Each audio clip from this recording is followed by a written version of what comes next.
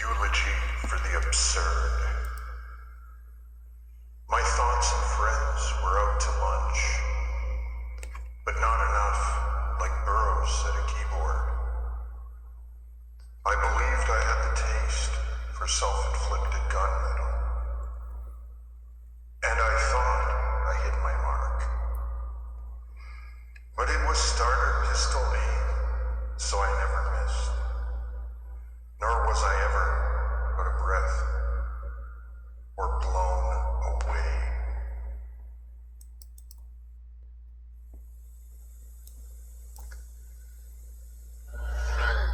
The horror show waiting to happen. Conformity interrupts you through. Will actually be a medical condition and criminal offense now. If we like or even love people, it is often because of who we like to think they are, or who we hope they may become. When we don't, we often suppose they should be more like us, still jumping to a conclusion. Lighter moments may be contemplated and savored by some, and both tragedy and absurdity define those who reddens.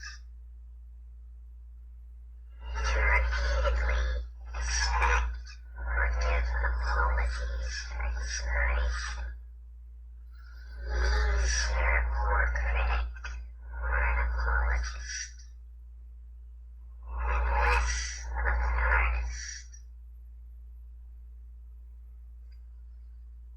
And yet there are many still, so needing to appear endlessly clever, being taken every way, but seriously.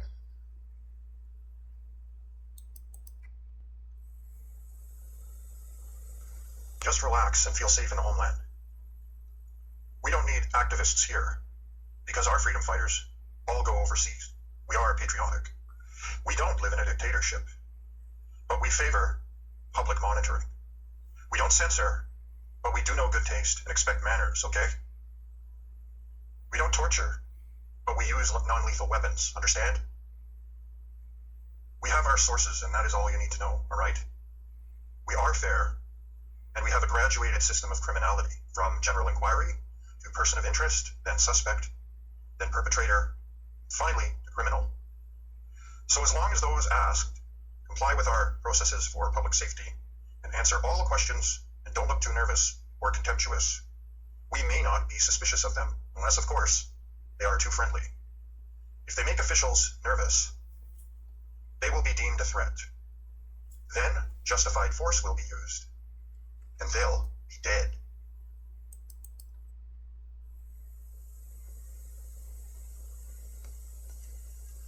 Paradise, fail. Once overwhelmed by anonymity, after eons of long summers, lethargic imagination, beyond the humble stare,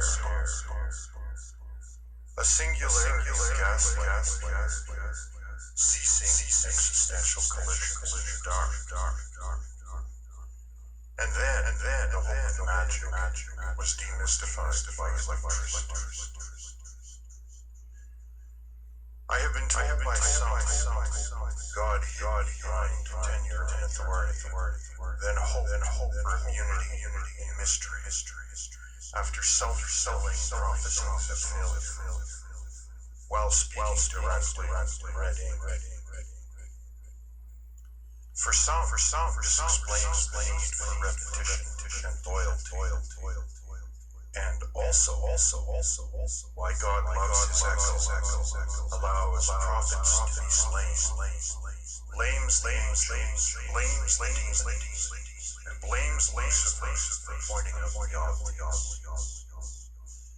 Perhaps gravity is not his fault either.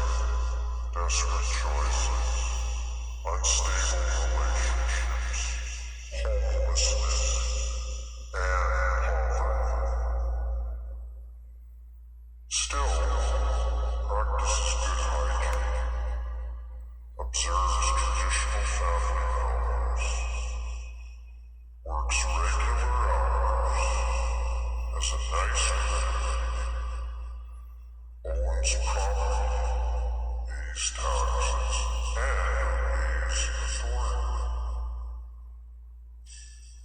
And still, after thousands of words, tries to display intelligence, sensitivity, and artistic sense by emerging as some kind of hero, is more likely to be an anti-hero. Correlation with middle-class marginalization is likely.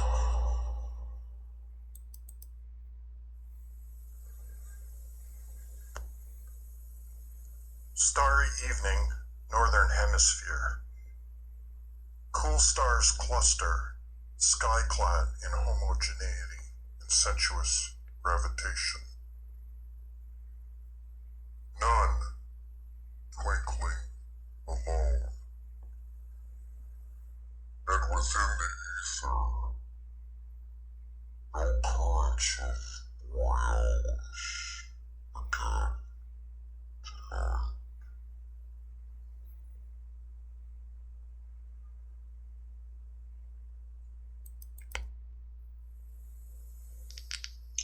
Suggestions for actors. Hopefully you are at least good looking, but also similar to what is wanted enough of the time. Of course, it's even better if you are also distinctive somehow and interesting. Sometimes that alone will get you a call back. Showing up on time is expected. At least memorize your lines. And it's great if you can remember the whole script. Don't improvise dialogue unless you're good at it, and they ask you to. At least briefly transcend egotism with imitation into a likely lie. If you make it multi-layered, that is best.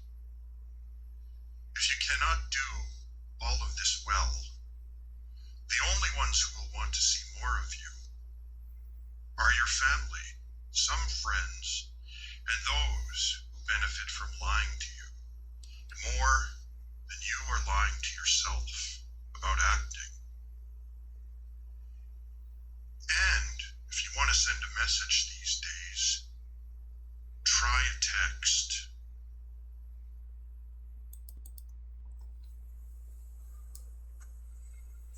Unweeded seeds.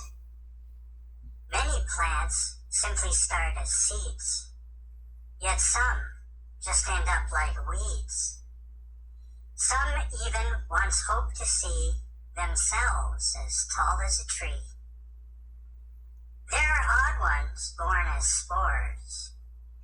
Some linger on the forest floors, much like shrooms in the dark, or like those dandies in a sunlit park. While perhaps hoping for a feast, some do find they get blown east. Still others drift or tumble west, as they may hope to be their best. Some head south and get tossed all about, while northern ones must survive the frost about. Come spring, some love their spot in manure, happy to sing about what's good and pure.